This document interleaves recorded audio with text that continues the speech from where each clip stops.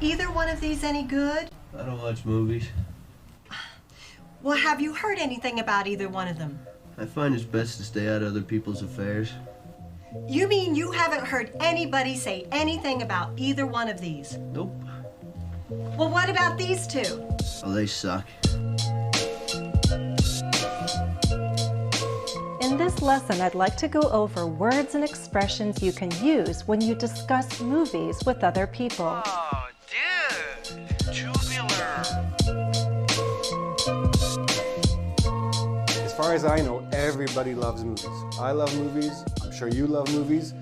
And there's lots of words that have to do with movies that you might not be familiar with, but they're very good to know if you want to talk about movies with your friends or whoever. No way. Yes way, Ted! Oh, yeah! My lawyer says I can't talk to reporters. Yes, of course he did. That's very smart of him. But I'm not a reporter. The truth is, I saw you in the courtroom, and I thought to myself about how lonely it must be. In this dark, nasty cell, all cooped up, no one to talk to at all. And then I realized how badly you must need someone to just listen. And then I thought, maybe I should come down here and give you some company. You can tell me secrets. Okay. So, what exactly happened during your trip to Breckenridge? I can't talk about that. Okay. Let's talk about something else. The sky is blue and all the leaves are green. The sun's as warm as a baked potato. I think I know precisely what I mean when I say it's a spittin' day. Where are you from? Nashville. Well, damn, it's good to see some Southern boys. It's been a long time. When I was shower in the land of cotton, old times there, and I've forgotten. Look away, look away, look away. You stupid Yank. You ain't Southern boy. The sky is blue and all the leaves are green. My heart's as full as a baked potato. I think I know precisely what I mean when I say it's a spittin' day. When I say it's a happy go moikoli lucky spittin' day. Oh, yeah! Wait, you're cutting into his butt. Well, what kind of piece do you want? Well, not butt.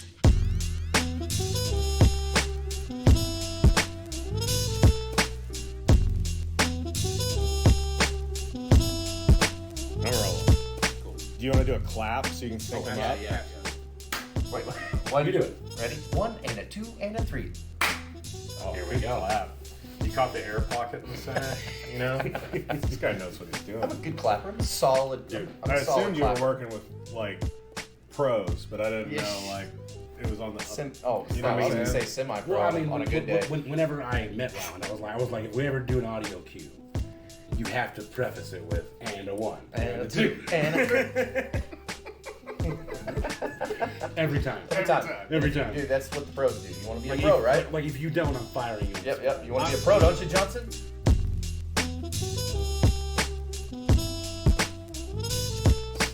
I would take their cars out in the middle of the night to go pick my girlfriend up when I was 15 before a license. I would climb on the roof and unscrew the sensor light.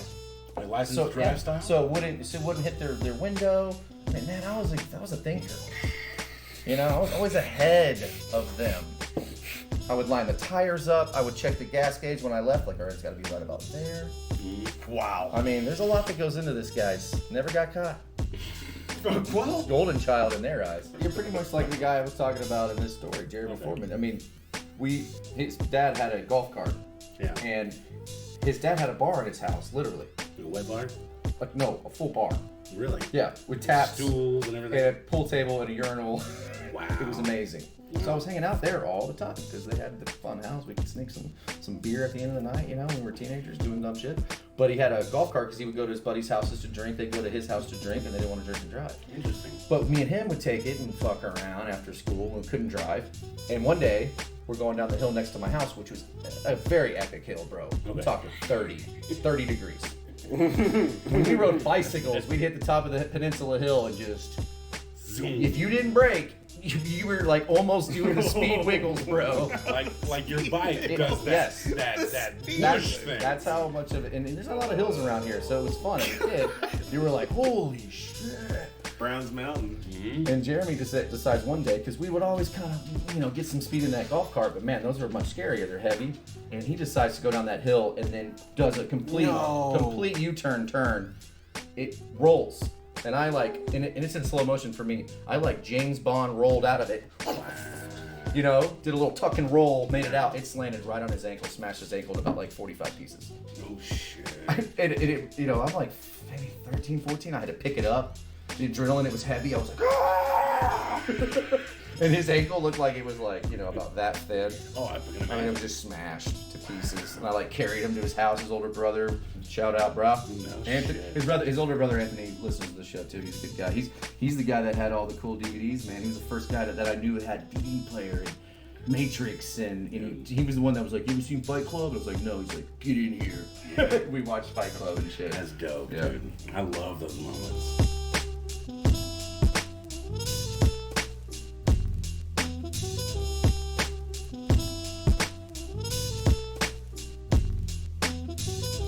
Hello, everyone, and welcome to Spittin' the Real Shits, the only weekly movie podcast made exclusively by, for, and about the online Facebook group, The Real Shits. And I know I say this all the time, and sometimes I'm bullshitting, but this time I'm telling the truth, because you are catching us on a very special day, because this is our 84th episode ever. Just so you know, my co-host and fellow administrator, the Midnight Movie Maniac himself, Ryland Johnson, is live in person with me at my house tonight, along with one of my oldest friends in my personal life. He has a name, but we're gonna call him Milo Badlands for the purposes of this podcast. Badass. Is it? Got his own name. Yeah, I got two. I got the one my parents gave me and the one that I picked for some reason. I can tell you why, but I mean, it doesn't really matter. It's a whole can of It's a whole Let's thing. let it be a mystery. I like that. Yeah. Milo. No, that was I asked Ryland, do you want to go with your name Waldo, or would you rather go with Ryland? Ryland's my middle name. We'll go with that one. Is Ryland Johnson an alias? I get a lot of shit because where's Waldo? I mean, I guess that mystery will always be out there. I think it would probably be the last half that throws me off the most. Like if you were gonna pick an alias, it'd be like going with Ryland Smith. And then I'd be like, you're trying not to be known. Yep. But you pick a name like Milo Badlands, and nobody's like, that's not your name. That's goofy as fuck. But yes, this is a man that I've known since he himself was 13 years old. And so it's kind of special for me. I have no idea what kind of caverns we're gonna go down tonight. I'm super excited. Ryland, I apologize if we take over. Man, you gotta deal with me and Malden's episodes, so this will be nothing, man. We'll be all right. When I was in middle school, in 7th grade, I mean, go back to when you were in middle school, 7th grade. Great time. How do you do, fellow kids? What? I want to say it was probably the most awkward time. What age are you in 7th my life, grade? 12 years old. Yeah, 12, 13? 12, preteen. Like you were going through elementary school. You were the king of the mountain. Mm-hmm. From K through 6th. And 7th was the first year that you wasn't shit. Oh yeah, no. Yeah. No. Where Taylor and Frazier didn't fucking matter no more. New year, new me, and I am awkward and confused. Everybody's together, and it doesn't matter no more. I remember the first day of 6th grade, the middle school, the lockers. I almost shit my pants. Right. I was terrified. That the second I walked in to middle school as a 6th grader and 8th grader was just gonna pick me up and punch through my face, Troma style. It was like war strategy, going in.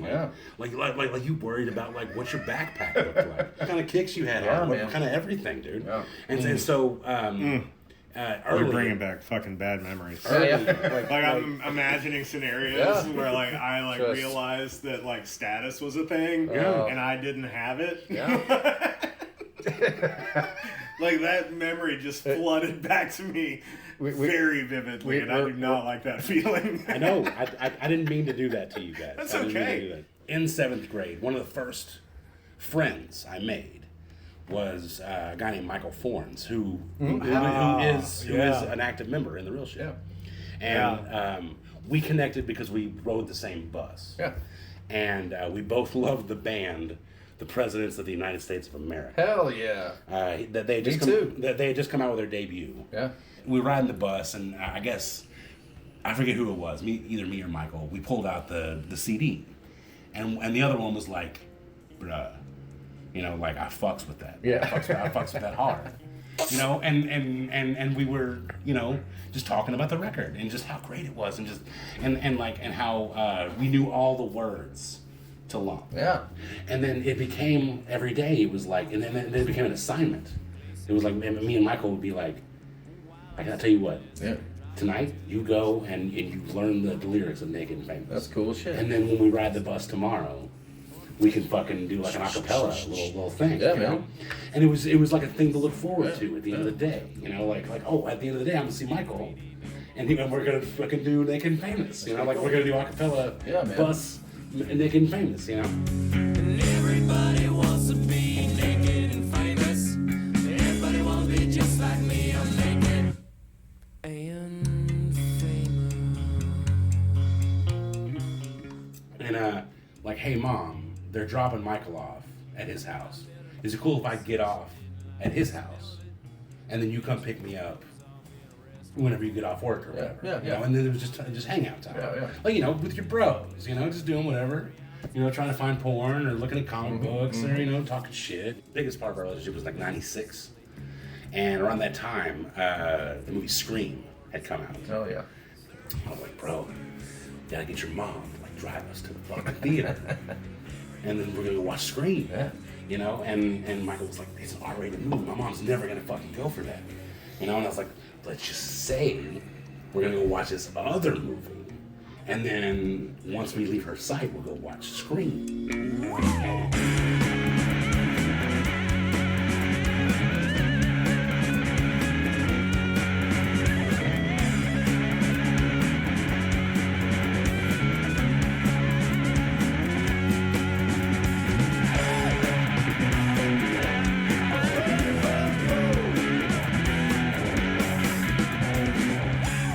But they sold you the tickets? Was it still PG-13 back then? No, was it our movie? It was our movie. It was our movie. So you guys just had the look? Right, and so Michael's mom dropped us off. Yeah. We got out and we're like, 2 tickets for The Pest. Yeah, okay, I was gonna say. With John Oh, Leguizamo. dude. Great shout out. I love that movie too.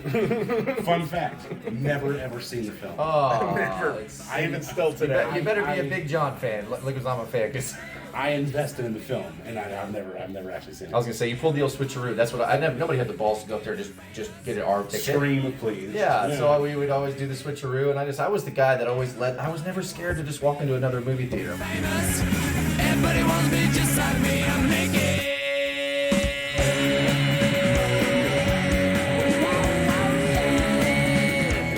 So we were heading towards The Pest, and then we went into Scream, which was 10 minutes earlier. So we got like Drew Barrymore on the front. That's the first part, right? So there was no credits and nothing like that. Good. So she was already like in conversation. Perfect with this timing guy when almost. we walked in, right? So we watched the whole movie, and so like even today, me and Michael are like, I remember the first time I watched Scream. Yeah. It was with you. Yeah, man. And then you know middle school happened, and then, you know, time progressed, and then I got into 8th grade, and I really yearned for the theatrical arts. Like I really wanted, like I didn't want to do choir, I didn't want to do band, I didn't want to do anything like that. I wanted to like perform, you know, like I wanted to know how that went down. And so I eventually took the leap, and I went to the drama class in 8th grade. And that's where I met this motherfucker. What's the Michael Forns tie-in though? Like I thought you were gonna say like I was over to sleepover and blow my mind like that we met like way earlier than I remember. The tie-in is that I went years hanging out with you, never knowing that, like, the Forns and the were like, you know, houses. Yeah. That, like, were You mean connected. the Badlands? It's all screwed. Yeah. Nobody's gonna know. How are they gonna know? Dude, the witness protection How program. are they gonna know? There's gonna be some Italian mafia Now I'm gonna guys get kicking your jury door in duty, an hour. Charlie. Like, Yeah, we, dude. We became friends in 8th grade. Oh man. And then in the 9th grade, we both went into drama, and it was that whole, you know, freshman year journey. Yeah. And then I want to say in 10th grade was like, hey, bro. And I was like, dude, like, it's been fucking years since you said anything to me. Yeah. Even though we're roaming halls together. Mhm. He's like, dude, I see you're like really hanging out with shit. It's all right. I mean, I was gonna say it's hard when you're looking at the guy. I didn't even notice. I don't care. I really don't care. Yeah. Like, the only reason we started doing the fucking nicknames thing is because Waves Davidson thought that he would say some things on our podcast that he didn't want. Like, so clever. He works. He has a job, you know, and it's a little bit of a prestigious one. The rabbit's other hole. The rabbit's other hole. The rabbit's other hole. Do you think we'll ever get to a point in these recordings where we don't spend an hour trying to relearn how to record before we record? I'm not accountable to anybody. You can call me. So, anyways, Michael comes up to me in 10th grade, and he's like, I heard you're like running with Milo now. Yeah, you running with Milo And Badlands? I'm like, shit. I heard you running with Milo Badlands, bro. You know that ain't good, right? It's the coolest way to say that, by the way. You know that ain't good, right? Sorry, guys. I'm gonna stop interjecting. Does your face hurt, then? I think it's funny. Anyways, I gotta spice it up somehow. And he's like, I don't know if you know it, but me and Milo, like we grew up together. Like we were like old friends. I was like, he never mentioned that shit. Like, never ever. Yeah, we got in. Well, the first time I got in real trouble was I saw my first adult magazine over at Mr. Fornes' house, and he knew that they were there. He just had memory forever. He just had to pull it out from under and he was like, "Well, if you go get it, I'll tell you where he is." Yeah, and it was a sock drawer, and it was on the bottom. So I went in there and I was like, this is bad, but I'm gonna do it. And I got it, and so it was a success, a mission accomplished. Well, I was like... I just pictured you like Tom Cruise, like... Yeah. In his dad's room, and your buddy's holding This was before it was so accessible. I couldn't imagine growing up in a time, like, as a kid, like if I had that all the time, like, in my formative years, I would you would never see me. I'd be a professional arm wrestler. I was like, even today, I'm like, why don't we have world peace? Like, literally. Yeah. There's a place you can go and bust your nut. Just be fine and with just it. move on. It's just, you're done. And So how we got caught, sorry, I just want to wrap up this thought, was... So he was like, well, we got to put it back. And I was like, well, I got it. That's on you, bro. You got to put it back. And I guess instead of like putting it back, he just put it like on top of everything in the drawer and closed the drawer. Michael. I mean. And so the next morning, buddy. That was not a fun, have to go home to. Like the jig is up. Yeah. Where did you get the magazine? And if I hadn't known the term rhetorical question at the time, I would have dropped that. I'd be like, is that rhetorical? Exactly. You know the answer. I would have done the same. I did do the same with my buddy. buddy. Do you have I have a story. Okay, Yeah, so I don't remember how we were getting, in the back of these said magazines, you could order tapes. Oh, sure. That were the moving pictures, if you know what I mean. Absolutely. And at that time, I was, I was kind of upgrading from the pictures to the moving pictures. I was like, I want to see that now. I want some movement, yeah. So me and my buddy, we did the mail order, check to the back of the magazine thing, and it was like 3 6-hour videos. Damn. 18 hours. Whose check was this? Yeah. Where are you sending this? Is there a P.O. box? Or? Well, you didn't have a checkbook at this age, right? Listen, my dad would write checks for school lunch. Man, that's fucking slick. And that's fucking one day, slick. I had to do it sneaky. I had to do it right last minute. In my mind, it worked, and it did in real life, and I couldn't believe it because I got out of the car and I went, "This is now the time." And I ran back and I went, "Dad, I gotta get a check for school." And he was in the line where people were like, you know, you got to move and get the hell out of the way. So he was like, in his checkbook, he's like, just fill it out. Genius. Buddy,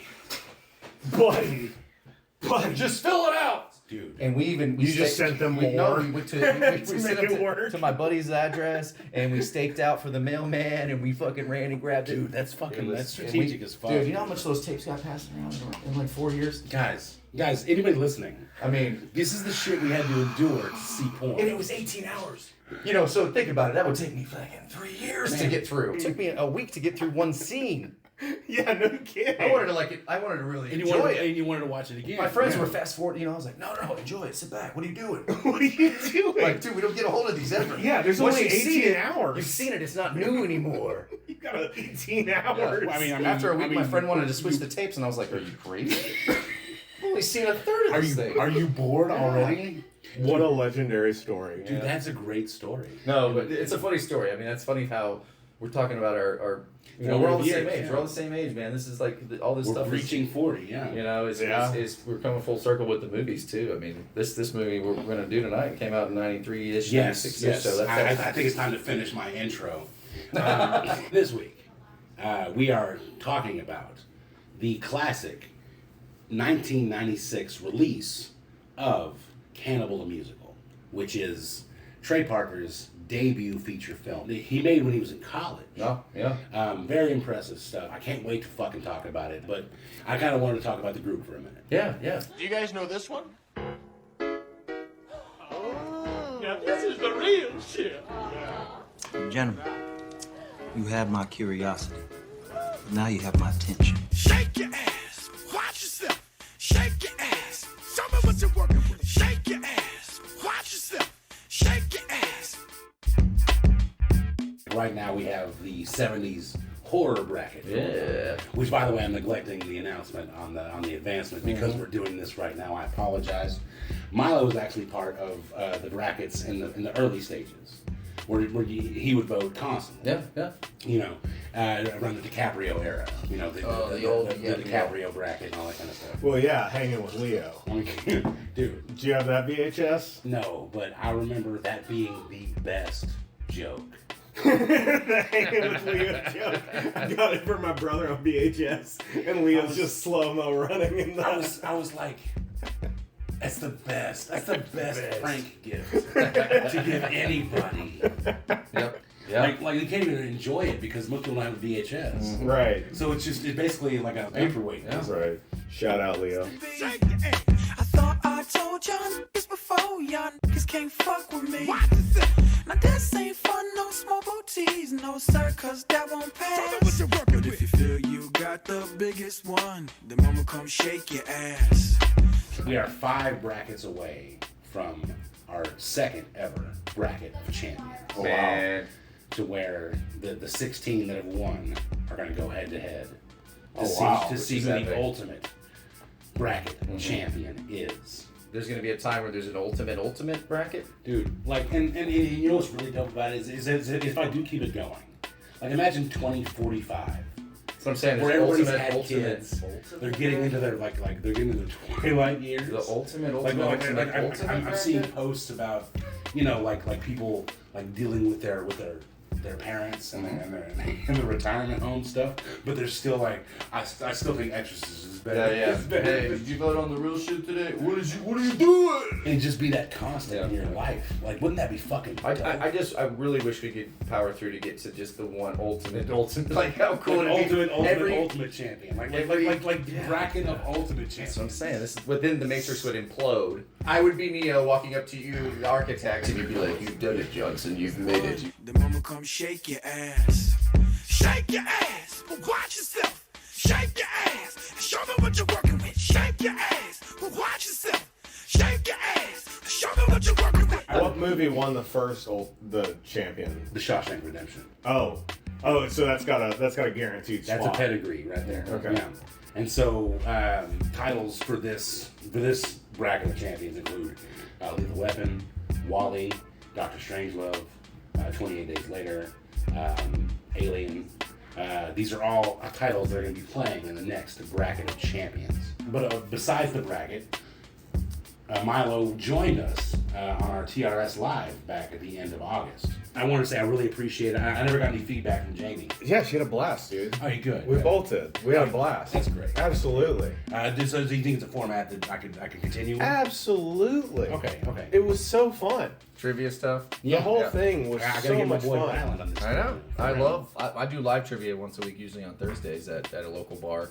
It's more general, but I'm in a group of some smart ass people, dude. Yeah. I mean, there's a lawyer and a doctor and an architect in there and an engineer, but man, I'm the fucking the hold down You're the pop for culture guy, pop culture, movies, sports, shit like that. So Yeah. it's fun. It's a fun group to do. But Everybody's like looking at you. But it's funny because movies, they look at me and I'm like I'm nervous because I'm like the guy in the group, and if you don't know something. You're stock. You're stock, and I'm like, but I've known most. I mean, I would say 9.5 out of 10.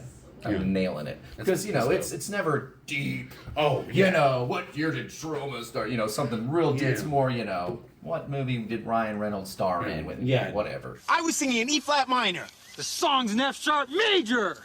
I think they're the same thing. I mean, E flat is the relative minor of F sharp. No, it isn't. The relative minor is 3 half tones down from the major, not up. No, it's 3 down. Like A is the relative minor of C major. But isn't A sharp in C major? Wait, are you singing Mixolydian scales or something? I'm not sure if I told you this. I told my wife. Where like the dream room. He tells me everything he tells his wife, by the way, guys.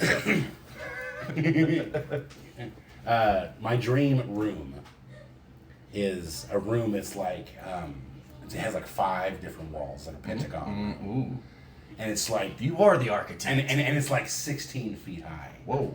And it's nothing but DVDs.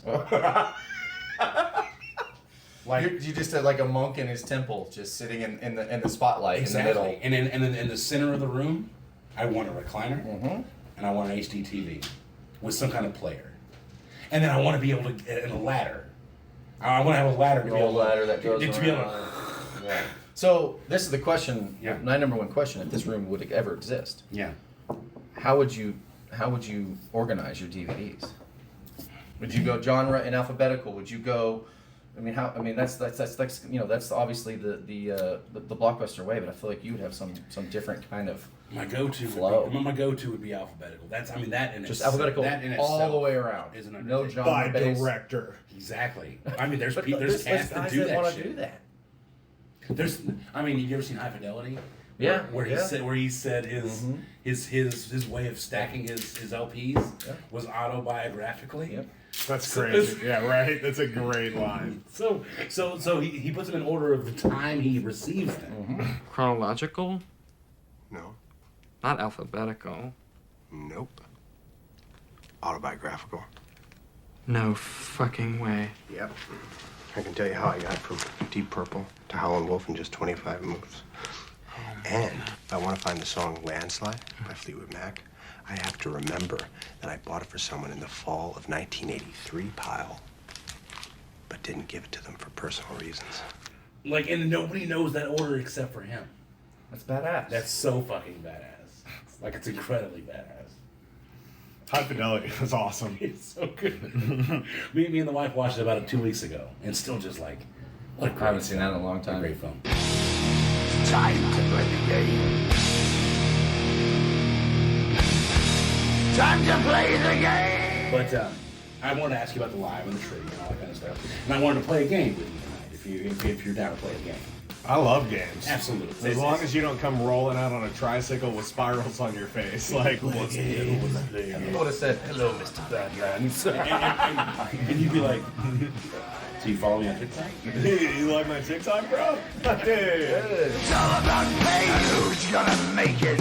I am the game. I propose the game to you fellas. In this game, I want you to tell me, and be truthfully honest, about what you think about these movies. Because this game consists of me kind of giving you popular movies that I believe are really great. Okay. And I would love to hear your thoughts on it. Yeah. And then adversely, not a 1 second review, but a quick, just a quick little. These are films that you love. Yeah. That you're trying to get our immediate reaction to. Right. And some of them could be polarizing. Okay. And there's some titles that I actually hate. but I would love to hear your opinions on those as well, because they are also polarizing. Okay, I can't wait. I'm excited. So the first movie on the docket is a movie that I absolutely adore. And it's the movie The Village by M. Night Shyamalan. I do know this. I think it's your favorite M. Night. I've been hearkening the entire podcast, is that The Village is so underappreciated. Just feeling that fear. And yes, there is a cutoff point where you find out what's going on. But I guarantee you, until you found that out, so compelling. I'm giving it to Mr. Badlands first. No, you go first. No, you're I'm my curious. guest. Hey, you're my guest. Go ahead. Unless you want, Yeah, go first. That's all right. Yeah. We got Ryland on the button. Here Whatever we he go. wants, he gets. Thanks, man. He's the guest. What, Charles? Whatever. Yeah.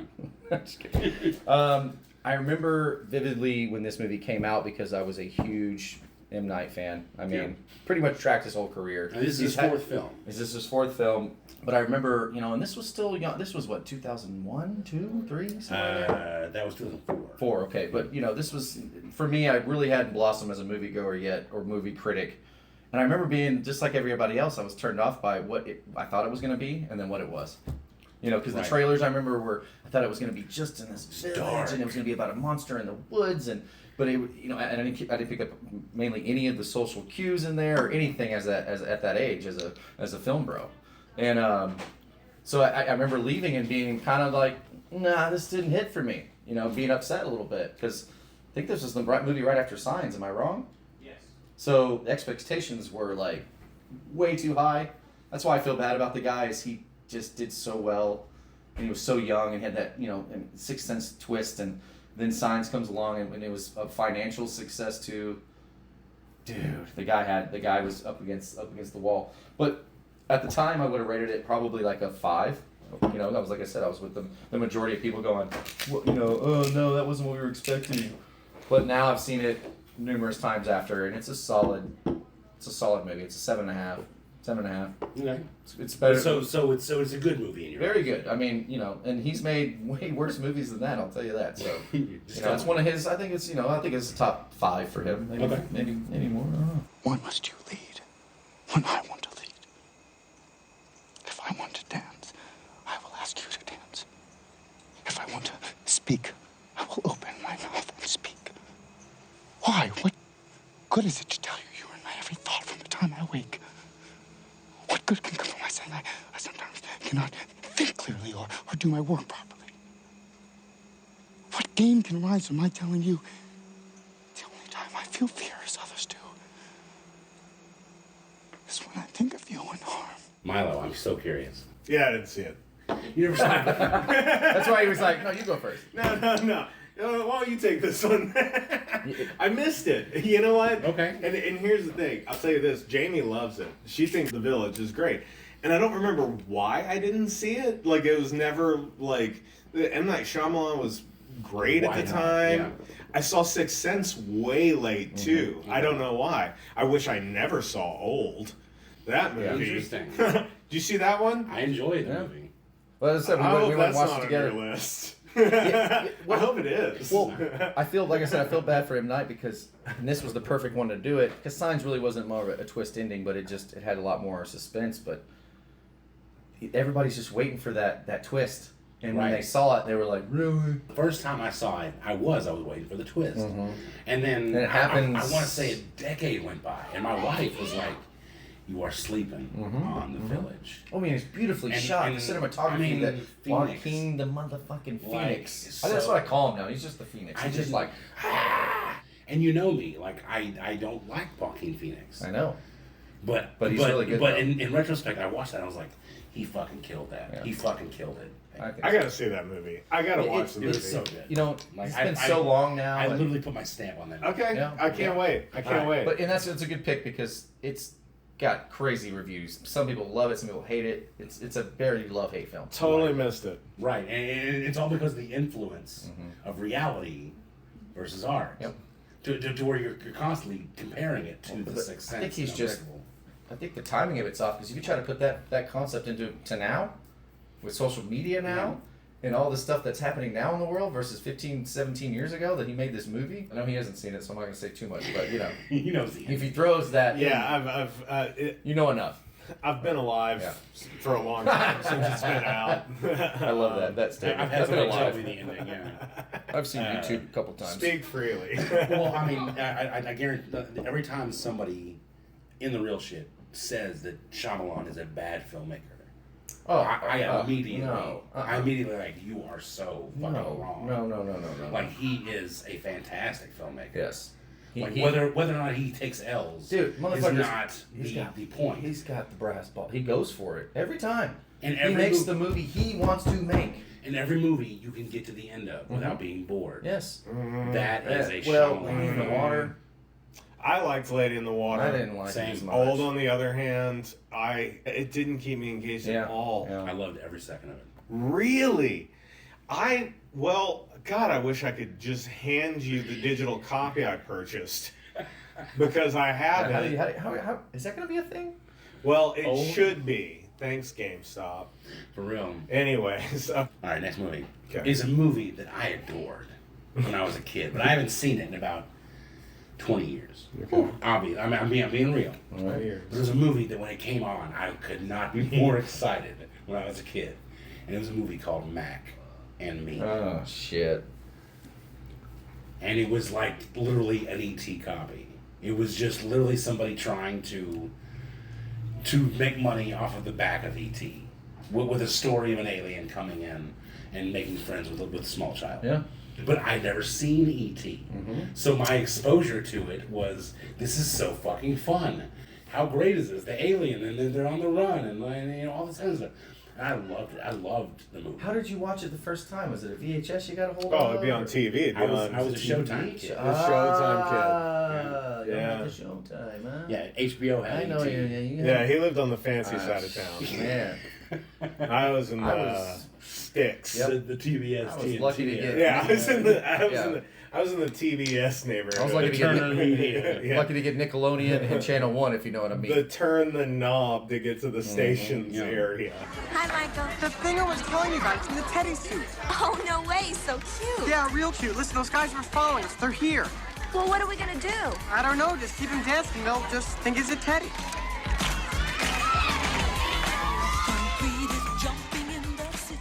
But again, I haven't seen the movie in 20 years, so my review still stands that it's a good movie. I would love What to are you hear going to rate it? What would you rate Mac and Me? When I was 10 years old? No. You said right now. You saw it 20 years ago. That's when you were 18 years old. 19. Yeah. Blind review, I'd give it a good 6.5. I'd give it above average. It's high. Yeah. You know, and that's great. I'll take this one first. Okay. I was more of a Flight of the Navigator kid. That's what I was gonna Sorry. That shit was legit. Flight of the fuck. Navigator, dude. When the effects of that fucking spaceship were mind-boggling. The way it would. Yeah. For the Flight time. of the Navigator. Yeah. The thing I don't I saw Mac in Me. Yeah.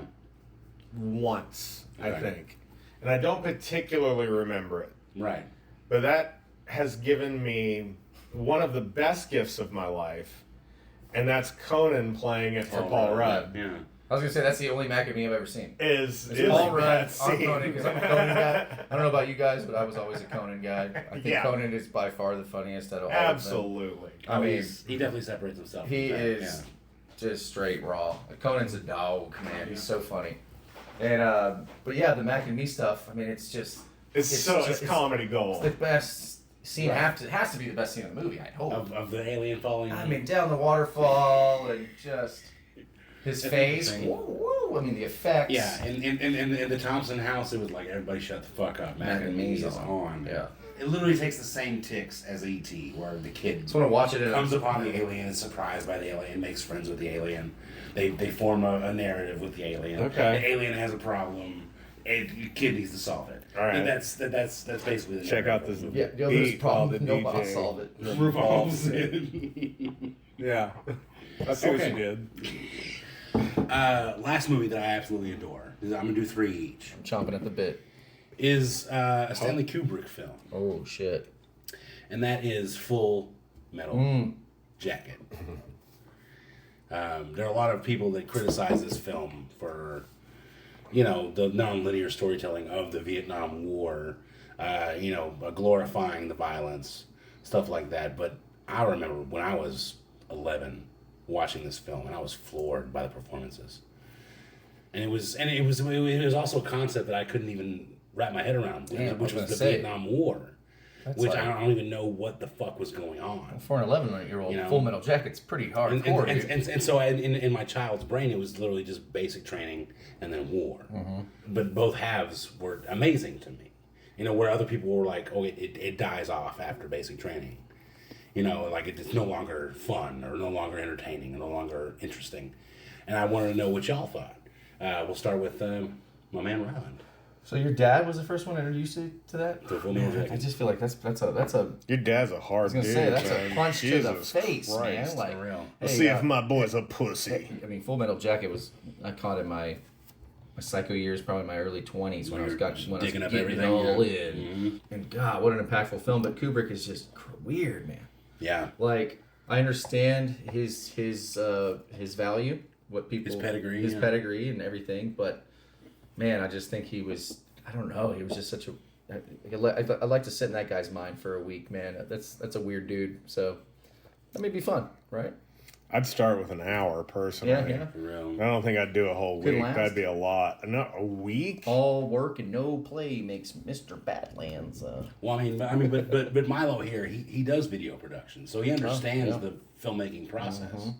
Like, as a filmmaker yourself, like, do you respect Kubrick or do you? Oh, dude, that movie! I love that movie. Okay, I think it's a great movie, and I think made all the better by his casting decisions.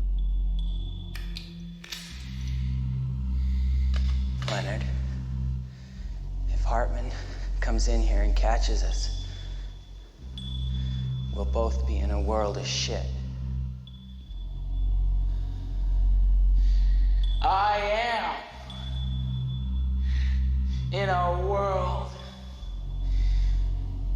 of shit. Left shoulder! Right shoulder! Our generation hasn't had a desert storm, so to speak, have we? There's been Iraq. Yeah. There's been the Hurt Locker, and there's been stuff like the that. Afghan-Iraq War, was like Jarhead was one of them. The 100-Day War. Yeah. But it's like the Universal Soldier. It really tackled a lot of issues. Actually, I think the Vietnam scenes in Universal Soldier are pretty fucking good. When Dolph Lundgren had that necklace full of ears, shooting. That was jacked up. It was jacked up, man. That's an intense scene. That's an intense scene. But I always thought of Cyborg when I thought of Universal Soldier. Mm-hmm. Cyborg's just because of that last scene. Where it was in the rain. That's Van Damme does that in every movie. But is that a slight on Van Damme or is that a slight on just the genre? You got to fight the main boss at the end. It's just like video games. We did it in everything. We'll cross that bridge when we get to it. But I wanted to explore maybe some opinions about movies that I hated. Okay. Movies that I despised. All right. See, this is probably more fun. That I just cannot stand, and I would love to see if y'all had different opinions. And the first one, out the gate, first draft Hall of Famer. You just hate. Can't stand it. Is the movie with Jude Law and Angelina Jolie, which is Sky Captain and the World of Tomorrow. Have you seen this movie, Ryan? I have. I was so mad at myself because I kept getting lured into these. Remember when I mentioned The Spirit earlier? Mm-hmm. Those kind of gimmicky movies of that era? Yeah. Where it was just that... Early 2000s, yeah. We'll put some people in there, or it'll mimic, Sin City that you loved, but it'll suck. Right. It had Jude Law, it had Angelina Jolie. It was, I love airplanes and aviation. You do too. You work for them. Exactly. I love Jude Law. Send reinforcements. Send everything you've got. Emergency protocol 90206. Calling Sky Captain. Come in, Sky Captain. Repeat, calling Sky Captain. Come in, Sky Captain. This is an emergency protocol 90206. Calling Sky Captain. Sky Captain, do you read? Calling Sky Captain. Come in, Sky Captain. This is an emergency protocol 90206. God, it was awful. I think I powered through 3/4 and then turned it off. Like, it's so boring. Mm-hmm. And even with all of the visuals weren't enough. And I thought it was going to be more battle-y and more, but action-y, and it wasn't. And it was just so lackluster. Like, it showed you... And it's a forgotten film. And it showed you what so much money could not do for you. I bet you 75% of the people walking the street right now. Right. If you said, have you ever heard of the film Sky Captain: The World Tomorrow? They'd go, no. Yeah. Even if you said, have you seen this one with Jude Law and Angelina Jolie? Never seen it ever. I saw it. I remember seeing it probably in the last 5 to 7 years and going, probably shouldn't do this, but I want to watch this. Yeah, I had to look it up. I haven't seen that one either. Okay. Doesn't it look awful? Yeah, it does. It looks super stupid. The one that I can't remember the movie that I thought that you were talking about, but I hated that movie too. Okay. There was a movie, and it wasn't Angelina Jolie. That was the thing that threw me off. Jude Law, it might have been, I don't know. But they had some big cylindrical tower above the clouds or something, and I don't know, some shit went down. That movie sucked too. That one looks awful. Sky of Tomorrow, what's it called? Sky Captain. Sky Captain doesn't look good. Yeah. Hey, but I'll give them credit. It was something original. Was it? It was. I mean, wasn't part of. There's so many franchises and trilogies and whatever now. It's just they gave it a shot, man. All right, you ready for my second film? Yep. It's a film that a lot of people like, but I just cannot latch onto it, and it's not by any kind of bias or anything like that. I probably like it. It's just one of those movies that just I never understood the amount of fandom coming out of this film, and that's the movie Mean Girls, written by Tina Fey. Tina Fey. Yeah. Starring Lindsay Lohan. Mm-hmm. And I think I can pinpoint why I don't like it. In 2004, I was living with a couple of other guys. You know, it was like 3 people living, paying bills. And one of the guys got a girlfriend. And they were like, you haven't seen Mean Girls? Mm-hmm. And so she got the DVD and she popped it in and we were watching it. And I was enjoying it. I mean, obviously. I mean, it's obviously one of those movies that you can see and you can be like, this is obviously better than most teen comedies. Obviously. But we got to the part where Regina had just started getting fat from the sugar, and she was confronting Lindsay Lohan's character out in front of the school. And she kept backing up while they were arguing. And then, right when I was watching it, the DVD started skipping. Yeah. Right? The dreaded DVD skip. Not knowing that in the movie narrative, literally 2 seconds after that, she gets hit by a bus. You know, so all of that surprise was left from me. Like I didn't get to experience that. It literally jumped to the next chapter. You're pretty much a survivor. Where she had gotten hit by hit by the bus. That was taken from me as well because I haven't seen the film. So that moment in your life, I experienced it just now with you, and I feel the exact same way. I feel like you have both been metaphorically hit by a bus. I don't want to be that guy, but this movie came out when I was in my Dude Road film years, and I was like, I ain't gonna watch that. Yeah. But it has such a following.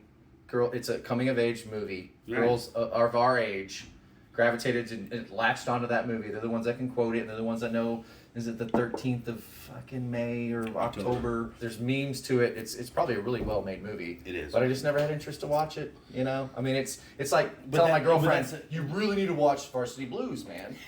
Like, I know it's probably not your thing, like high school football and shit, but that's like my peak. So like, you got to watch this movie just to know me. Just to know, like, kind of, I'm not that guy. I'm kind of a mix between these two guys right here. That's a good point. But that's what she would do with Mean Girls with me, but I'd sit down and watch it. I just want you to know, if you need anything, don't be shy, okay? There are no rules in this house. I'm not like a regular mom. I'm a cool mom. Right, Regina? Please stop talking. Okay. I'm gonna make you girls a hump day treat. I just could not connect with it because of that moment, I think. Or maybe just my opinion of the movie is just lackluster.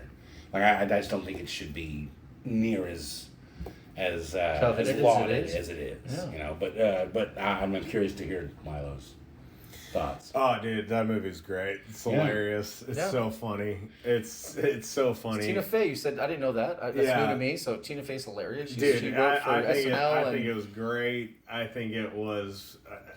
Such a departure. Yeah. Such a departure from what? From the usual teen comedy. Yeah, I guess so. Because it came out kind of at the time when, like, the slutty teen... American Pie. Yeah, that I was whole gonna say, it was more intellectual, right? It Not was another more... teen movie. Like, all that stuff was coming out. It probably gets right a lot of the little, like, middle class America tropes of being in high school. And it's just more clever because it's Tina Fey, maybe. I think it comes from a female perspective, like for real.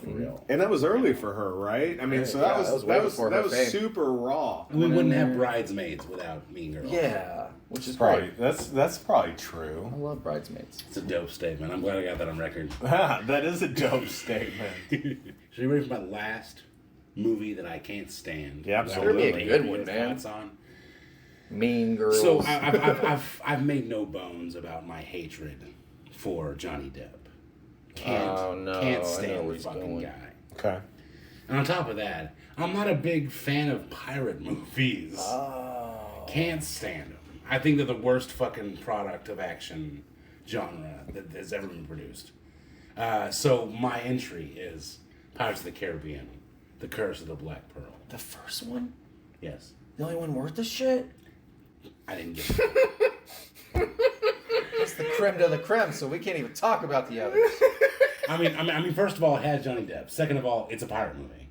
So automatically, I can't stand it. Everyone stay calm. We are taking over the ship. I am us! This ship cannot be crewed by 2 men. You'll never make it out of the bay. Son, I'm Captain Jack Sparrow. Savvy? You know, at the time, the way they went with it, I thought it was fantastic. Oh, you want to go first? Yeah, I already am. No, kidding. I agree with everything Ryland said. He has what my year did that proxy come on out? this What one. year We don't did even that have to come go out? back and forth. I agree with him. What year, though? 03.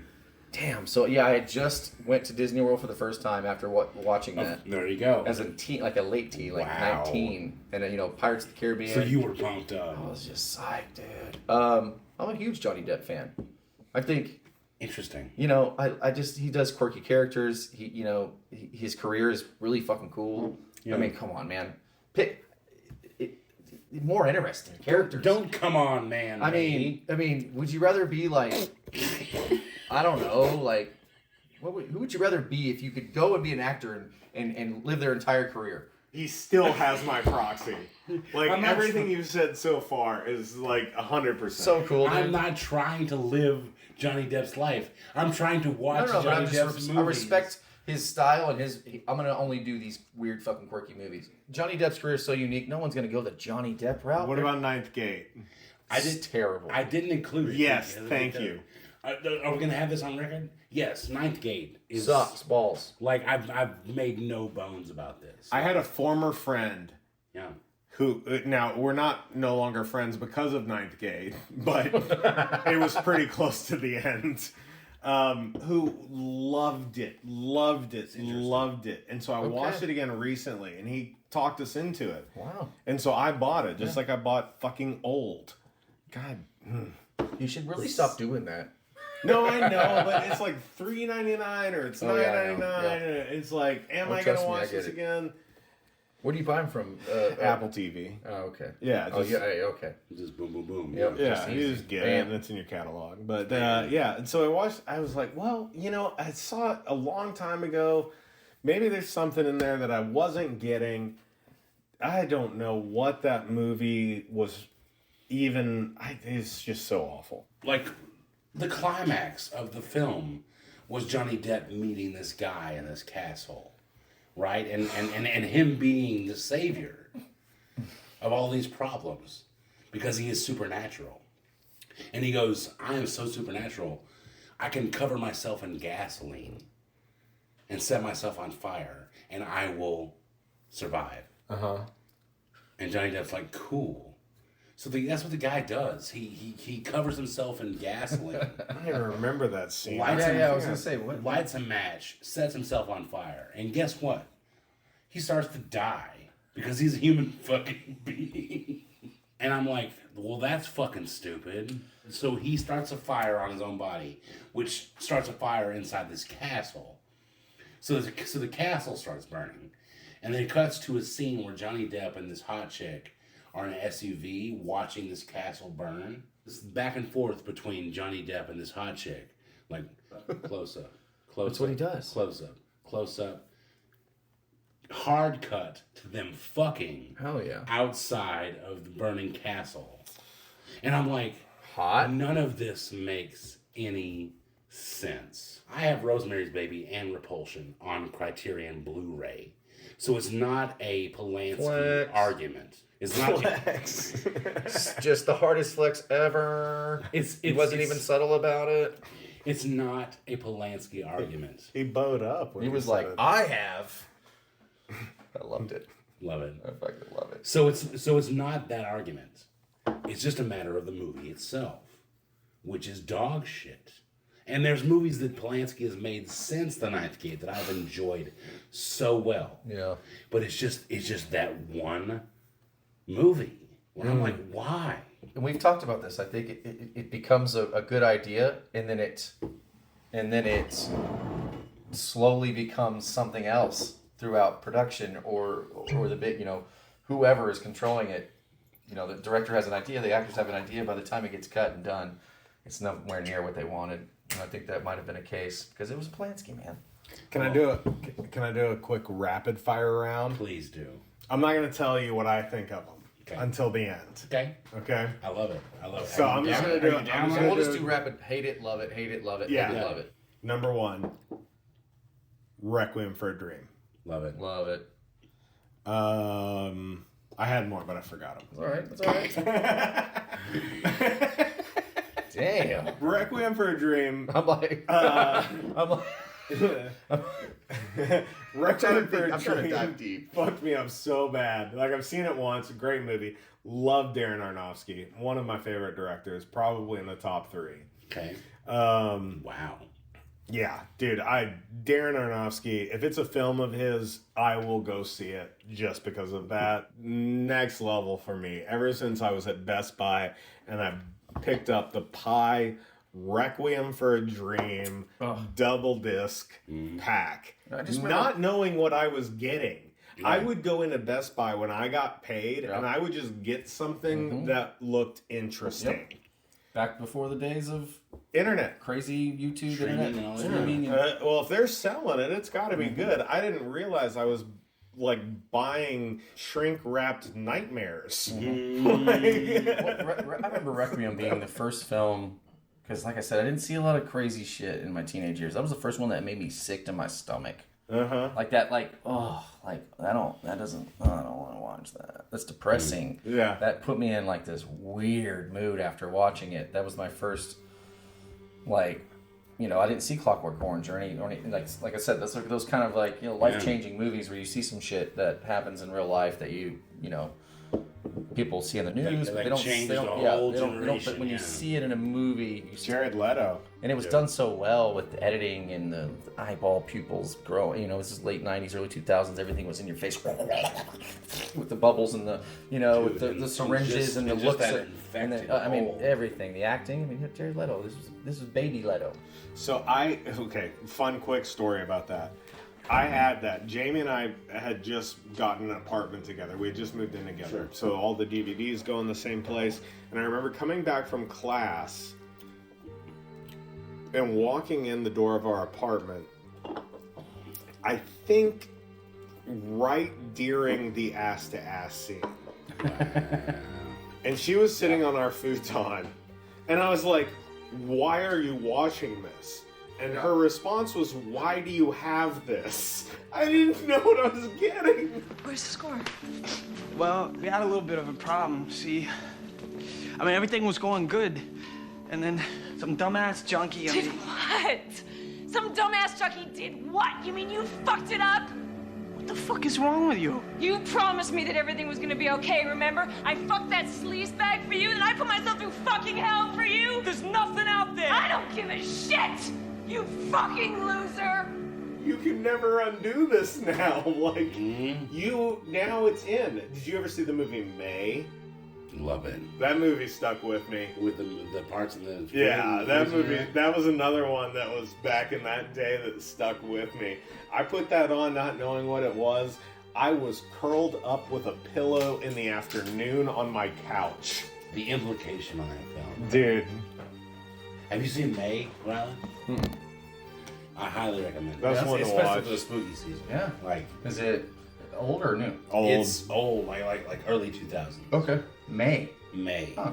I want to say the guy that made the sequel to Carrie, Carrie 2, The Rage. He directed May. Okay. Interesting. Yeah. And look at me, fucking. Dude, give me some props. You're next level. I'm telling you. I'm gonna tell you guys right now. I'm gonna tell y'all right fucking now, and you can point back to episode 84 that Milo Badlands said that there has been a hole since Siskel and Ebert. Yeah. Boom. And I don't see why it couldn't be filled by Charlie and Ryland. Oh man. I mean, nobody does what y'all do. You know what I'm saying? Like, nobody does what you do consistently, and the way you do it and how you do it, that with the right, and we're going to talk about a movie tonight in which a lot of people fucking put their heads down and didn't take no for an answer and got a job done. And if I think about the amount of my life that I could have had I chosen to put my head down and get the job done, and think of where I would be in a few short years on the other side of that. I mean, this movie that we're talking about tonight is a real fucking testament. Oh, absolutely. To what a human with a goal can do. Yeah, we do Yeah, this and do this. enjoy the process too. You know, you gotta enjoy the process of it in the beginning. And obviously you do, otherwise y'all wouldn't do it for free on the regular and have 84 episodes of it. Passion. I have so much fun talking to you. Yeah, so I look forward to it, and Hey, when you dude. have guests too that I know of or much of, or people that I do know that we can sit there and chat about. But yeah, it's pretty cool that what we're talking about tonight is, you know, Troma's the first independent, you know, distribution / production company in the United States. I mean, 1974, I think they attached themselves to this music, Cannibal the musical, because they saw that talent there. Like New Line Pictures wouldn't be a thing without Troma. Yeah. Distribution house turning into a production house. Yeah. Really? Right. And that's what New Line was in the beginning. Was just they bought the rights to like Pink Flamingos and popular titles. And Cannibal is, you know, this is their first 20 episodes of the real shit. You know, it's raw, it's uncut, it's goofy, it's got really awful parts to it that either us talking or stuttering or I mean, I've had to study on how to talk and how to learn how to shut up and listen. but when you experience it, you're like, it's not there yet. But it's there. We just got to hold on to it, and I love it. It's been something that it's entertained me so much in the last over 2 years. It's crazy. Right. That's an episode for a different day. Okay. I'm having such a good fucking time. We could talk for fucking hours. That's a fact. But as much fun as I'm having, guys. E.T., son. We have one more thing we have to talk about before we leave this table. Came out in 81 or 2. And that is the Trey Parker debut film that I cannot talk enough about. And that is Cannibal, the musical.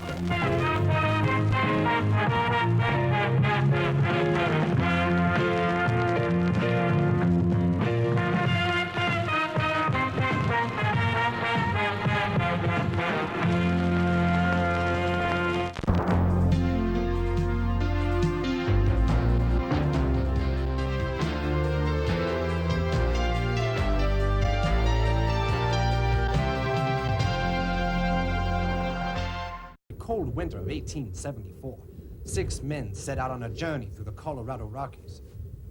They were looking for gold, but what they found was that they were completely lost.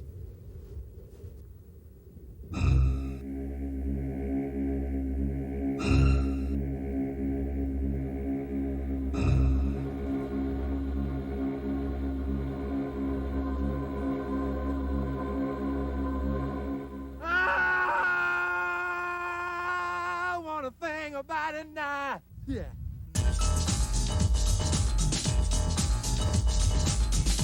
I'm Alfred Packer.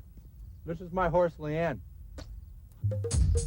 In the tradition of Friday the 13th, Part 2, and Oklahoma, comes the first intelligent film about cannibalism. Gross, Packer! So let's build a snowman, we can make him our best friend. We can name him Shannon, Shannon Wilson Bell. We can make him tall, or we can make him not so...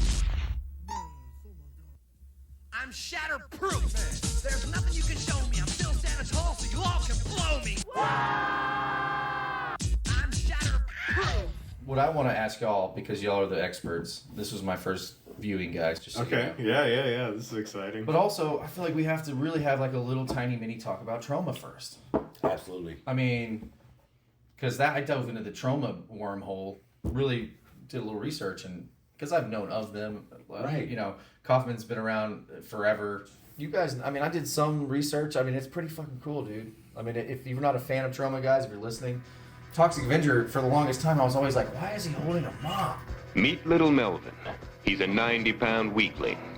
Everyone hated Melvin. I'm gonna take this mop and shove it down your throat. They teased him. I wanna do it with you. Okay. They taunted him. They tormented him until he had a horrifying accident and fell into a vat of nuclear waste. Transforming little Melvin into a hideously deformed creature of superhuman size and strength. Melvin became the Toxic Avenger. Right. Because I was a Swamp Thing guy. For some reason, I put them in the same category as a kid. I was like, those are weird green guys. Natural, which is those natural. are weird green guys. Yeah, I never gravitated towards it. Do y'all, as kids, were y'all like Toxic Avenger fans? The only in, Troma like, film in the I've 90s? ever seen is Cannibal the Musical. Okay, so I thought picking, this film, you would, I don't know if this was a Troma thing or what, but... Okay, so Troma was first revealed to me in a way that I didn't even know Troma was, which was a Saturday morning cartoon. I remember that. Toxic Crusaders, Toxic Crusaders. I had no friends, no girls that hugged me till I got radioactive ugly. Toxic Crusaders, Toxic Crusaders. I live in the dump 'cause the ribs real low. Got a little back by me and he loves me so. Toxic Crusaders, Toxic Crusaders. Which was Toxie with the mop and all that. Was it like on UPN or something, right? It was on ABC. Oh, was it? Saturday morning cartoons. I remember telling you about the action figures. Yep. And the Toxic. That's probably where I saw the mop and I was like, who is that guy? Why does he have a mop? And Toxie, and then all of them were in action figure form. Yeah. And it was just so, like just the idea was just so fascinating. Yeah. Like even not knowing what the origin was. Just this guy that was just covered in toxic waste, who also had a mop and a tutu. Like, that is so fucking interesting. Super original. As a cartoon. Mm-hmm. And so then that faded. And then I went several years without it. And then my boy Milo showed up. And he brought his band of gypsies, which was a bunch of punk kids. The Charlies. Yeah, we were in that band. That also were also like extreme punk fans, like NoFX, MXPX, all the underground. You don't even know about this band, man. I was the front man, and I didn't listen to any of that stuff. I don't know how I got the job. This girl that I worked with at Sonic Drive-In, and I remember her saying, "I can't wait to get off work and watch my Troma film." And I go, what's a Troma film? She didn't really know what a Troma film was, so her explanation was very spotty. Yeah. But luckily I had a bunch of punk kids that my man Milo knew. Like, what are they? Are they? Did they make the movie? Mm-hmm. And they're like, yeah, they did, but they don't make all the movies. Yeah. And it's just basically a distribution house that tried to make a movie. Yep. One of the big takeaways from Cannibal Musical was the DVD. Yeah. Which was filled with Troma-esque stuff. Right. Greetings from Tromaville. When you visit New York City, there are three major attractions. There's the Empire State Building, the Statue of Liberty, and the Troma Building. Now, welcome to the first interactive tour of a movie studio, Troma Film Studios. And unlike those big Hollywood movie studios that occupy all this arable land, Troma has condensed it all into this fabulous 4-story Hell's Kitchen walk-up slum. And so before you even watch the movie, you got a whole, presentation of the Troma, lifestyle, which is, Kabuki Man, Toxic Avenger, and all these other, cult characters that inhabited this Troma-verse. Right. Tromaville. That you had no idea who they were if you were just here to watch a Trey Parker film. And so I remember the first time that I ever watched Cannibal the musical was at my boy Milo's house.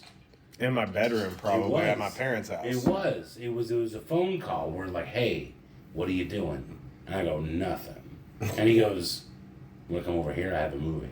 and I go, I'm down. This is so great. I think I have like flash frames of and this. it was a mixture of like the information plus his passion for wanting to show me this thing. Well, I suppose we should all get into our bags again. No. Let's just keep walking. At least until the sun goes down. It ain't that cold. Was it underground? Did you get a weird copy of it? How did you get obtained it? I got a Rick V. I don't know what he goes by. Rick V. Dot. Anyways.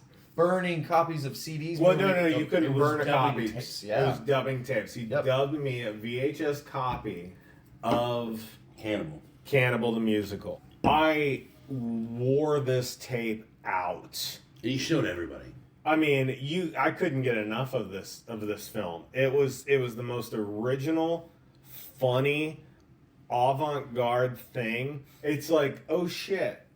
They kind of did it. These dudes, the accessibility, the humor, it hit me where I lived in 1,000 ways. Say, when do we leave? Sooner the better, I'd say. Well, let's ask our new guide. Mr. Packer? Guess I'm ready whenever you guys are. Well, then let's get packing. What? And watching it again to get ready, like going in the deep dive, I have engulfed myself the last 72 hours in Cannibal the musical so deep. You're like, dude, y'all don't understand. You watched this at a really young age where it hit. You're late 30s, yeah. Now I'm watching it at almost 40 years old, and I'm like, oh man. I saw the value in it immediately. Let's say South Park didn't exist. That's where I was going. Like, would this movie still be good to you? No, because I just see sparks of greatness in it. I don't think everything's great in it. I don't think it's from top to bottom great. Because this is their baby. This is their infant. They're barely learning how to walk it. They don't know what they're doing. They don't know how to time things. They don't know about shots. They make fun of themselves about, why did we do that? That was dumb. It's a learning experience. But you see little blips of their genius throughout the entire movie. Genius. Here, girl! She's lost. She's not lost. She just took off. No, she didn't just take off. We were friends, and friends don't just take off. Watch out for that bear trap. What? Something cool to really see. It's like a time capsule. The tenacity, I'm sorry. No, go ahead. To do that, and I mean, that is like to set your mind on something and say, this is occurring.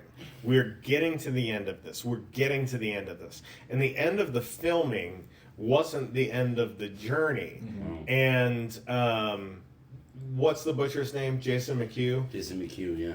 Yeah, so he wrote a book that I read over getting ready for this. Yeah. You just power read in the last 2 days? Yeah, it's not a long book, and it's an interesting read. Yeah. Jason McHugh, one of my biggest takeaways from that book, he and Matt Stone were doing production assistant work, like while they were trying to get that pitch and shopping it around from film festivals.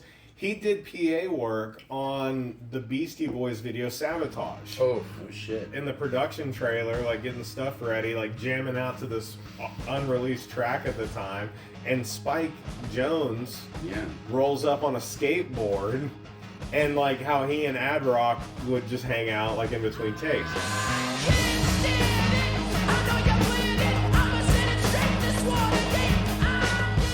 What was interesting was garnering things in that book. Like he would drop little subtle hints about how, like, when they were trying to get distribution rights, like Matt and Trey were already on South Park, and he didn't want to ask them for money because it's kind of, you know, like you don't want to go back to your old buds and ask for money now that they've hit it and all that stuff. But then going back and listening to the DVD commentary, you can hear that separation start to take shape. And one of the things that I noticed was later on in the DVD commentary, Jason McHugh drops something. He goes, you can read about it in the book. And Trey Parker says, what book? Now listen, we've got a long journey ahead of us. It's important that we all get along. Now you're hurting people's feelings. You're gonna have to find a more constructive way to express your anger. Okay. Well, fuck you. How's that for constructive? That's great. Now go to timeout, mister. We warned you. And it was so early. Just the early seedlings of an idea. You know, growing into something that makes pop culture history. Like I said, with Matt Stone wearing that hat. No. Like, how is that not a parallel to Kyle? It's all real. Think about it. Haven't Luke Skywalker and Santa Claus affected your lives more than most real people in this room? I mean, whether Jesus is real or not, he's had a bigger impact on the world than any of us have. And the same can be said for Bugs Bunny and Superman and Harry Potter. They've changed my life. Changed the way I act on the earth. Doesn't that make them kind of real? Yeah, that's great. I never made that comparison, but you're absolutely right. These are kids that somehow came up with $120K to make a pretty damn good, like I said, student film that's in between you and your brother making weird Indiana Jones movies in the backyard. Exactly. I don't think in my greatest of efforts today could raise That's what I was saying. maybe even $125,000. For real. For the time, I was like, that's a lot of That's cash. almost triple the money now. Mm-hmm. We're talking about, And then to take that money and to utilize it to make a film, you know, that for more or less kind of expresses exactly what they wanted to express. Yep. True independent. I mean, it's a true B film. True. We're gonna make the movie we want because we want to put our sense of humor out there. And that goes to the Troma aspect, which is like truly independent cinema. Yeah, we want our message point. We want to show our skills. If it's acting, if it's directorial, if it's makeup and art or artifacts, that's what they want to do in independent films. They don't care about making money, correct? Well, they're really focusing on the art to make them money. Yeah. But money is not the end goal. This is not a thing they're trying to, just hit big. I mean, yes, great. There has been some, James Gunn, right, comes out of here? Troma, James Gunn is most definitely a Troma. I mean, I'm not sure if you knew that, Milo. Of course, some of these people want to be profitable and make money doing it. Leave it all in there. Did you know James Gunn was a product of Troma? That might have been in the book, but I have a very short memory. Yeah, there's a movie called Romeo and Juliet. That was James Gunn. James Gunn wrote that movie. It's raisin loaf. It's like olive loaf, but it's not. It's raisin loaf. Why? Because there are raisins in it. Oh, wow! It totally blows my mind. Nobody's ever made a raisin loaf before, Juliet. And then he went on to direct a movie called Lolly Love. But it's also his wife at the time was Jenna Fisher, who played Pam. Yeah, on The Office. On The Office. What's wrong? What's up? That guy, he said that he was gonna f my bloody gash. I don't know what it means, but I dropped my That guy? He said you're gonna f what? gash. That's your vagina, baby. He's talking about your vagina. God damn it. And so it's like James Gunn owes his career to Lloyd Kaufman. That's really cool. That's the thing I really took away from this film was the collaboration. Like people trying to make it. Yeah. If Cannibal Musical can help Kabuki Man get a few more views or a few more buys, that's what it takes. Trey Parker and Lloyd Kaufman were able to start their own film festival, which is called Troma Dance, which was kind of an offshoot of Sundance. And so Trey Parker and Lloyd Kaufman, they've been working together for quite a long time. So there were a lot of offshoots of Sundance, and so I guess what they did with Cannibal the Musical, because they tried to get into Sundance, right, and they never got a rejection letter. They just waited and waited and waited. But they did this thing that's called four-walling it, and essentially that's housing your movie yourself in the proximity. So imagine a band who's not invited to play South by Southwest gets a gig somewhere in Austin while South by Southwest is going on. Okay. That's essentially four-walling it. So what they did was they went out to Sundance and they booked a room, they booked a conference room at a hotel and played their own movie and copy and pasted movie quotes Daniel Day-Lewis was unbelievable, or something like that.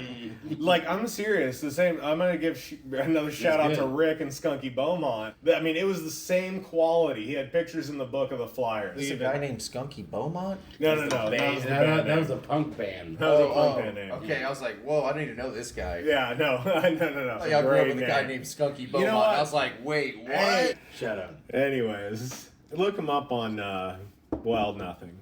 We better get some listens on those fucking references.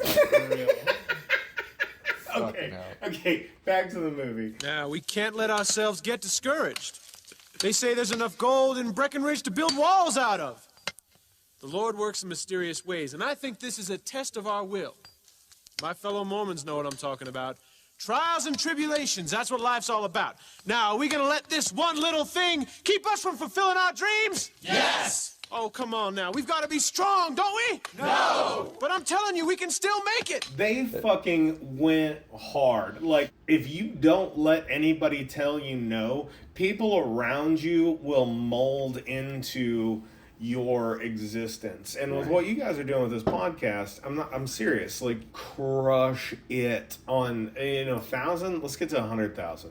Let's get to hundreds of thousands. A friend of mine was mining and he made a lot of cash. He made $1 gazillion. How is that? That's all I'm asking for. He did not make $1 gazillion. You want to ask him? I'll tell you where he lived. I wanted to talk because this is my first viewing, and it started out the first 5 minutes. I thought it was going to be a cheeky, fun, Troma. Let's talk about gory. Let's talk about the first 5 gory minutes. movie. His acting in the first scene is creepy and really good. Holy cow! Jeepers!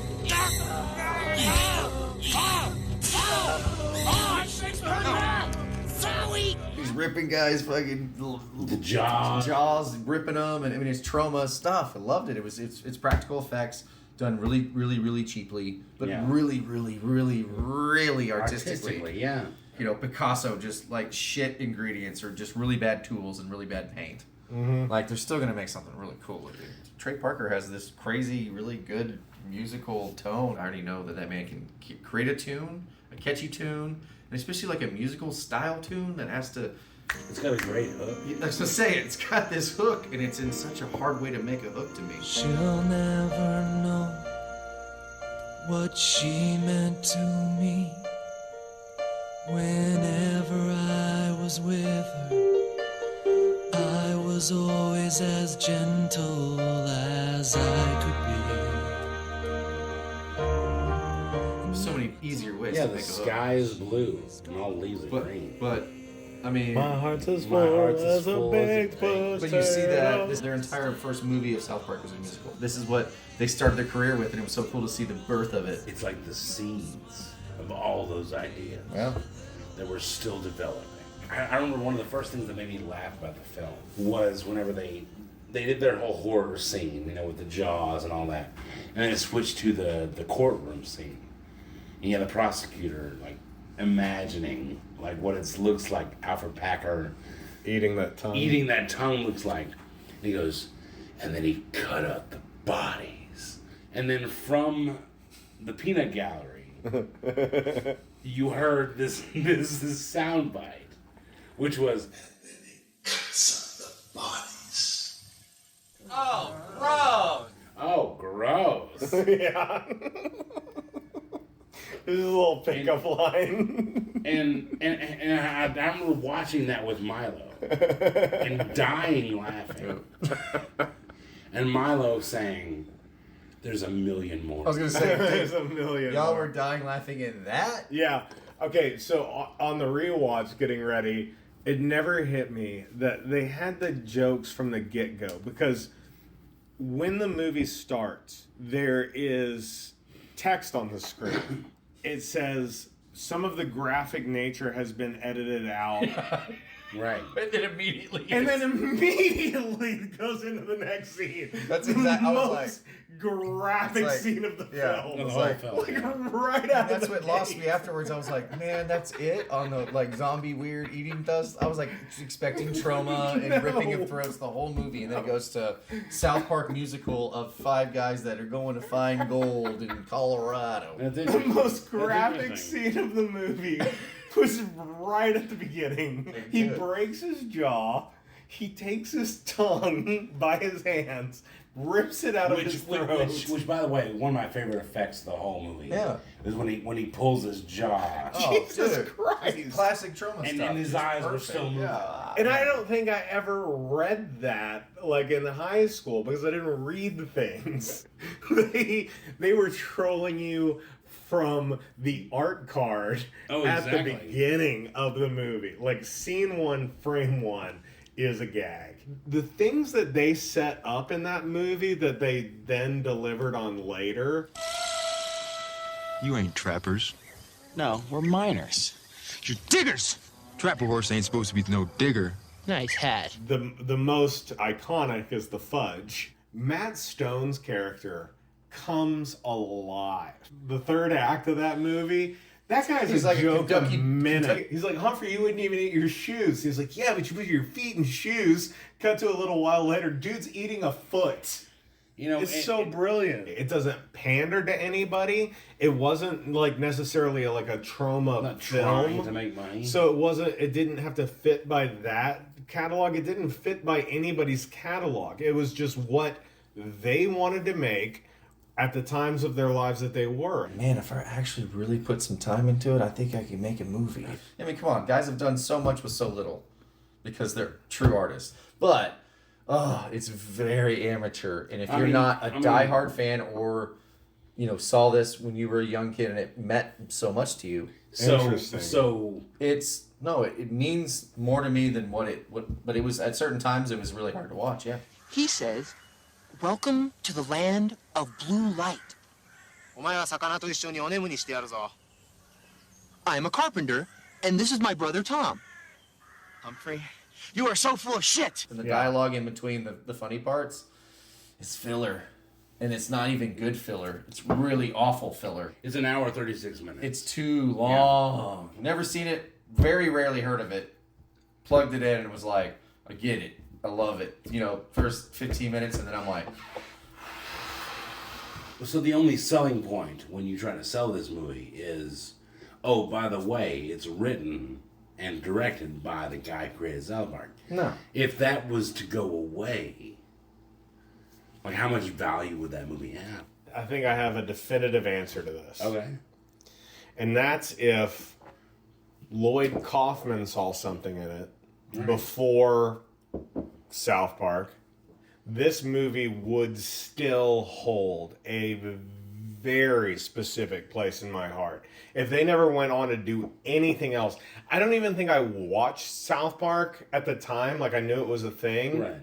I wasn't really into it. Right. And it was just one of those things that kind of came into my purview through friends of friends. We're almost up over this last ridge. We can probably see a long ways from there. We can't do it, Packer. We can't even stand up. If South Park didn't happen, they would have figured another outlet to get their comedy out there. They're that good. I think we'd still be doing this episode if South Park wasn't maybe they a would have thing. got into feature films and they'd be the next Judd Apatow kind of. They would have maybe ran and did their own little comedy series and of comedy movies. I mean, but at the same time, if you removed all that, you still have Cannibal, Orgasmo, and Team America, which are all three in themselves original stories. Yeah. Oh yeah. All of them.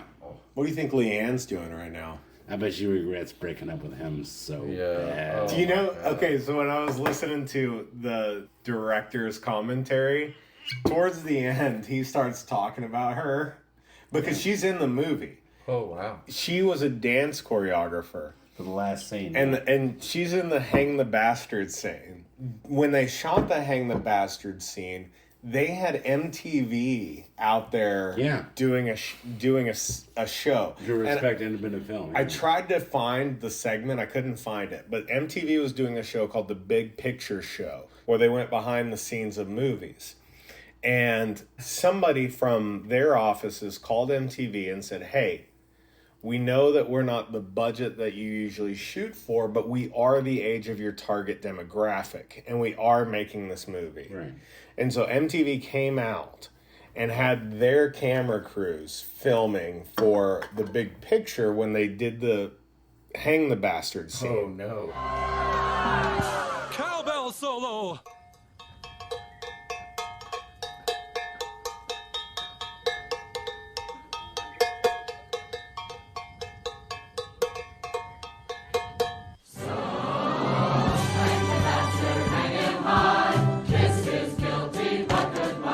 And Leanne was there. And he was like, I just wanted to have her there. They were engaged to be married. And she was banging some a cappella singer. He was salty about it. He was super salty about it. And even in the DVD commentary, like, he goes, how's that manager of Foley's working out for you? Like, so they called that out, like, early.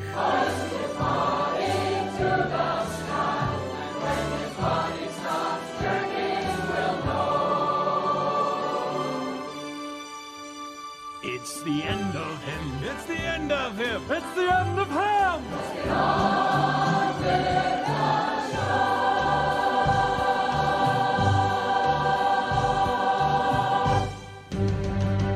I kind of wanted to hit on the, just the visuals of the movie itself. Okay. Because being low budget, I mean, the landscape shots they were able to get. I was gonna say, like, they were actually. I mean, I know they all grew up in Colorado. They went to CU. Yeah. They're used to Boulder and that area, but I'm like, they were actually in the mountains shooting all this shit. And that's why I thought I really wanted more of the first 5 minutes, man. If you just sprinkle in a few more. That's all I'm asking for. That's all I'm asking for. It's very visceral, and South Park always has lots of gore. Oh, absolutely. And I'm like, they've done it since the beginning. I love it. What about when Swan got shot in the head? Oh, just that was great. I mean, great shot. Shut your fuck up, or we can make him not so tough. I think that really fucked Swan up because, like, the explosive that was put on his back, like, rocked his head really hard. Yeah. But it was a great gunshot scene. You're doomed. You're doomed. So that guy is actually an Alfred Packer actor who does reenactments in Colorado. The You're Doomed guy? Yeah, I can go a little deeper. Jamie's parents, this is going to feel like a long way around the barn, but I'll try to make it short. Paul, her stepdad, calls me. And he's like, hey, I'm taking some stuff out to the cabin. You want to roll out there with me? And I'm like, sure. It's 16 hours away near Telluride and Silverton and all that stuff. And so I get in the car, like 6 o'clock in the morning, and he's driving, and we go out there. And then as we're starting to get close, and Jamie hadn't been to the cabin. His wife, Jamie's mom, had not been to this cabin yet. Wow.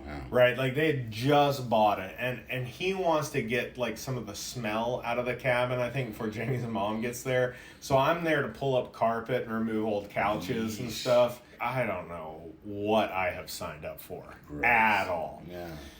And so he's like, we got to get to Lake City, and then the cabin's in Capital City, right? It is a literal ghost town. If you look it up on Wikipedia, it's a literal ghost town at like 11,000 feet. Okay? Wow. And so as we're driving in, he starts telling me this story, and we're up in the mountains. And so like we're on this mountain road with pines surrounding us, and it is fucking whiteout situation. Wow. Like you can't see much beyond any window. Never experienced that. It's terrifying. Yeah. He's like, yeah, this town, it's kind of weird, you know? Like most of the time, if there's been a serial killer or something, like you kind of want to sweep it under the rug, but they kind of put this guy up on a pedestal. And I was like, cool. And he's like, yeah, but they have a museum to this guy, and they have restaurants that are named after him. And I was like, holy shit. And so, like, as we're pulling into Lake City, Colorado, I see a sign off the side of the road with an arrow that says Alfred Packer Museum. And I was like, wait a second. The murderer that you're talking about is Alfred Packer? He was like, yeah, he ate some people. And I was like, I know he ate some people. Packer. You lied to me. They found the bodies up on Slumgolian Pass. They were eaten. I'm taking you downtown. Cannibal. When the little cartoon animated screen ends and then it cuts to real life, the lower third is Lake City, Colorado. And I noticed that on the rewatch. Interesting. And I have a picture that I took before I knew the whole wealth of it, of the courthouse in Lake City, Colorado, because we stopped at the title shop so that he could kind of strong arm some people into getting his deal pushed through. Right. So he had to stop at the title shop in Lake City, and I was just in the car, and I was like, well, there's a historical exhibit over there. And so I went over there, and I took a picture of the courthouse. That is the exact courthouse where Alfred Packer was tried. So you think he did it, huh? I don't know if he did it. Alfred Packer claims that he went to scout the location, and when he came back, the other bodies had been massacred. Right. Now, did he eat people to stay alive? That's different. I think he did. I think he ate people to stay alive. What about him? I don't want any. Fine. You're in timeout anyway. Is it weird that we're talking about this at the time when the Netflix Dahmer thing is at its peak right now? Isn't that wild how the world kind of cycles through itself? The real world is definitely stranger than fiction. Spadoinkle was just a word that he wrote that he knew that he would have to replace. Right. Like he couldn't remember the words, so he just wrote Spadoinkle in there so that he would know there's no way spelled it right. That word was going to be in the movie. He would have to replace it. And then it just became such a I think it's such the a catchiest theme. Spadoinkle. He lost his Spadoinkle. He lost his Spadoinkle. I swear there was one of the guys that got hurt or kicked or died and said Spadoinkle right at the end. It's like real quick. You barely hear it. Yeah. Oh, God. There's so many barely hear great it. moments in that movie. You made it to Wyoming, right? Yeah, but I would have been better off just letting those people catch me and kill me. Why? You ever been to Wyoming? Hello? Oh, God, it sounds horrible. It was. We have to rate this it. movie. Yeah, we have to rate this movie. I gotta say, Milo, I want to hear out of 10 stars. I'm not very critical of most things. Okay. Yeah. I know you're super critical of movies. Love it. Like when I hear you give reviews of movies, and I'm like, God dang, man, He was Jesus, right, that yeah. was so low, so low. What do I think about Cannibal the musical? Yeah. That's gonna be in the 7s, and I'm gonna give it closer to 8. I'm gonna go 7.8. I think that for me personally. And I might even judge it on its cinematic value. Fuck. real. I'd rather You have watch to. that movie than most. I got a couple movies that I will put on as comfort food. And Cannibal the Musical is going to be, like, I kind of forgot about it, right? And when I went back and I watched it, I was Never like, forget. I knew all the words. What, for real? I knew all the jokes. I knew when it was coming, and some of them hit different because of where I am in my life now. I can't be a little boy forever. Don't you understand? No, I don't understand. Oh, go ahead. Break your mother's heart. I'm trying my best because I've just seen it now in my late 30s, and it hits. It's very good, but it's also, like Charlie was saying, it's a student film. It really bored me at times. This is not funny. I like the funny parts. There's plenty of funny parts, though. So it got me through the movie, but it is long. I saw, like I said, little sparks of genius that you see. These guys were so young. It was just fun to see these guys, like, super young. I've never seen them like that. Exactly. I mean, it was cool. The musical aspect of it is amazing. You see that later on. I thought seeing, Christmas special South Park, their first actual cutting up cardboard and making South Park was underground like 20 years ago. No, it was Cannibal. This was the shit, and I didn't hear about it till the last like 3 or 4 years, I think. So you guys were ahead of the game. So, but I'm gonna rate it what I kind of think it's fair. And I would say, like, it means a lot, but at the same time, these guys' talent level would have got them anywhere they were going to go anyway. So I'm going to give it like a 5.9. Ooh. Damn. I was hoping for like a 6.5. Like no, because that's higher than what I expected after what he was saying. I think even Trey Parker and Matt Stone would rate this shit like a 6. It made me laugh quite a few times. Yeah. You looking at my eye? You looking at my eye? You ain't Southern boys. A Union Army soldier did this to me in the big one. Any of you boys fought for the Union Army? Shucks, no. Chucky dang darn. There's a lot of filmmakers that will credit Evil Dead for inspiring them to be filmmakers. Yeah. Because they went out with a camera and 4 people and made this horror film that was so different. Yeah. I feel like Cannibal Musical is our Evil Dead. For those people to see this project to completion is so inspiring. Like, as a person who wants to make something. Yeah. My humor would not be the same. Like, I might be able to do stupid shit that would be funny, but it would be a different type of funny. Like, my thread kind of manifested itself in an entirely different paradigm.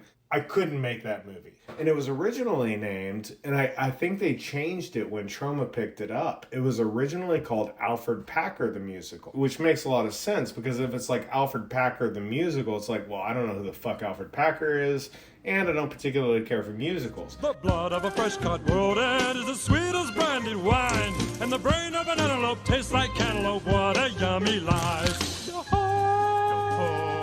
But if you go Cannibal the Musical, I don't know who at Troma made that decision, but what a brilliant decision to make. Easily. Ranks a 7.8. Like, those movies, those types of movies, pay dividends. We have to wrap this episode up. Yeah. Do we? We do. We're just getting started. We haven't even talked about the movie.